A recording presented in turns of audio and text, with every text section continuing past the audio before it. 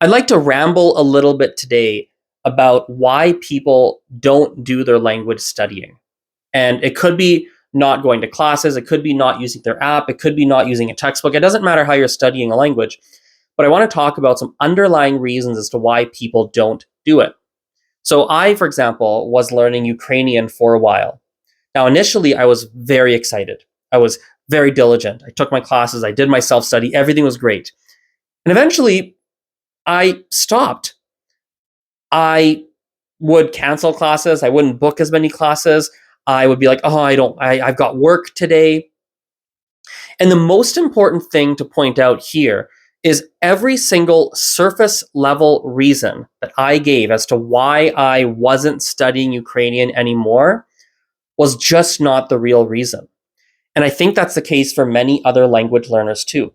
The reason that you tell yourself that you're not studying X language anymore, of why you're not studying X language, why you're not consistent, why you don't go to classes, why you don't use your textbook, all like whatever reasons you're telling yourself, oh, I'm so busy with work, I'm just too tired, I think those are generally not the real reason. There's often something deeper underneath. So in my case, for example, when it was Ukrainian, there were actually lots of underlying reasons, all bundled up into a nice little ball of ugh. There were a ton of them, ranging from, the class format wasn't fully landing with me. I didn't really have a clear goal of what I wanted to do with Ukrainian anymore.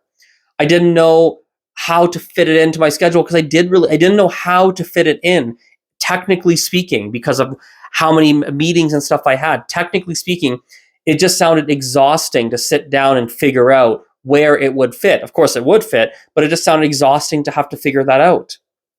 I also, there's a whole bunch of different little tiny reasons as to why I wasn't doing homework or self-studying or anything like that.